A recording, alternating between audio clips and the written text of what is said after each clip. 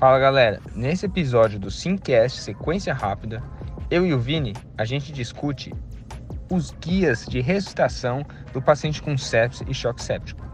O que eu meço, como eu avalio o meu paciente, com que frequência, quando, num paciente que é grave, o paciente séptico. Esse episódio é um corte do episódio 61, que a gente discute os guidelines do Surviving Sepsis. Quem quiser assistir o episódio inteiro, segue lá. Quem quiser ficar com o corte, continua aqui. Vamos lá, galera, simbora. Então eles falam assim, para adultos com suspeita de sepse, sugerimos medir o lactato sérico. Então, para mim, cara, acho justo pedir o lactato. A gente vai discutir o lactato com mais detalhe, né? Mas o lactato, na sepse, é um marcador de mortalidade, tá? Então, é muito importante vocês entenderem que quem tem lactato alto morre mais, principalmente quem está com sepse. E ele pode, sim, ajudar no diagnóstico, tá? Novamente, não usar como ferramenta única. Vem um cara com lactato alto, não, isso é sepse. Não, usa como um todo. Para vocês terem uma noção, o likelihood rate do lactato positivo é 4,75. Então, ele ajuda no diagnóstico. E o likelihood rate negativo é 0,4, tá? Então, eu acho que assim, é uma ferramenta a mais para te ajudar. Ele seria um marcador de hipoperfusão. A gente pode discutir depois aí que não é só marcador de hipoperfusão, mas é um auxiliar. O que você pensa aí, Vini? Dudu, eu concordo com você, né? Já tem vários estudos, isso é uma evidência aí que irrefutável de que o lactato é sim um marcador de mortalidade, de pior prognóstico, principalmente no contexto aí de sepse.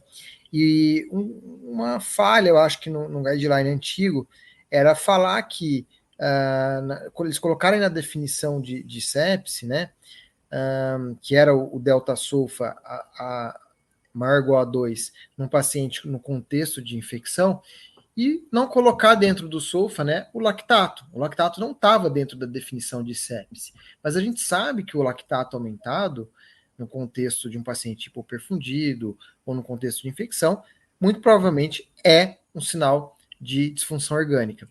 Então, vale a pena, dentro de um contexto clínico, a gente utilizar o lactato para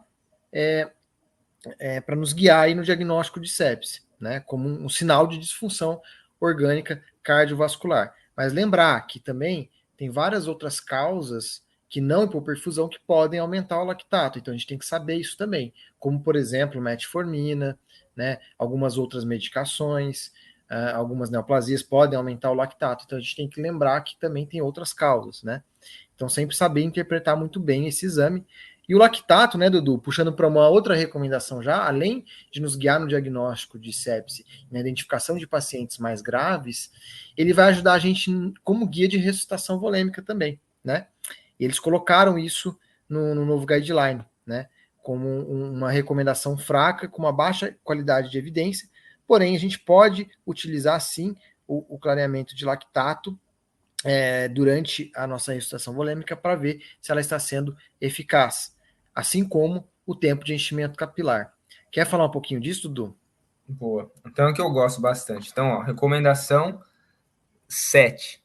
Para adultos com sepse ou choque séptico, a gente sugere usar como guia da ressuscitação uma queda no lactato para pacientes com lactato elevado, em relação a não usar o lactato. Evidência fraca, né, recomendação fraca em baixa evidência. E também para adultos com choque séptico, a gente sugere usar o tempo de enchimento capilar para guiar a ressuscitação como um adjunto de outras medidas de perfusão. Recomendação fraca, com qualidade de evidência baixa. Então, como é que é essa história, né? Então, o lactato a gente acha que vem muito da hipoperfusão e do metabolismo anaeróbio, né? Só que, com o tempo, a gente tem sabido que não é tão assim, né? Muito do lactato provavelmente vem também do estímulo adrenérgico que a gente tem durante a sepse ou choque séptico, né? Porque quando você estimula células, receptores beta-2, principalmente no músculo, você tem uma liberação de lactato muito importante. Então, talvez, né, não usar o lactato não seja só uma medida de perfusão, mas também uma descarga adrenérgica do estresse, assim, da sepse em si. Mas, bom, teve o estudo Lactate, que foi publicado em 2010 no Blue Journal, E eles compararam usar o lactato versus não usar o lactato.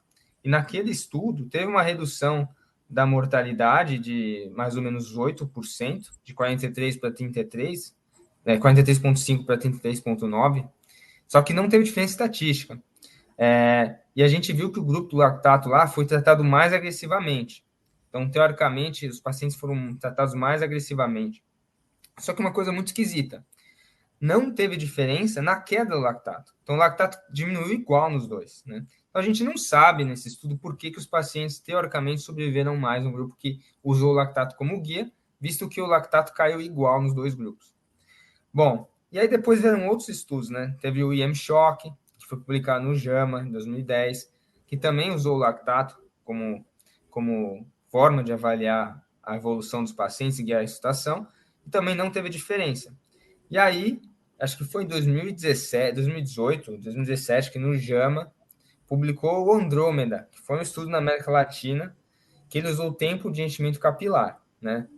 E aí, teve uma redução de mortalidade em relação ao lactato, usar lactato versus tempo de enchimento capilar. 35% versus 43% em 28 dias, só que não teve diferença estatística, né? Só que aí, o que eu acho que foi, né? Muita gente acha isso também, que no tempo de enchimento capilar, os pacientes eram reavaliados mais frequentemente. Então, nessa história toda aí, em relação aos 6, 7, 8 ali, que é como guiar a nossa ressuscitação, está perto do paciente. Seja vendo lactato, seja vendo o tempo de enchimento, está reavaliando o paciente, que é um paciente grave, principalmente o choque séptico. Então, tanto o lactato quanto o tempo de enchimento capilar a gente pode utilizar, a gente já utilizava, né, como guia de ressuscitação volêmica.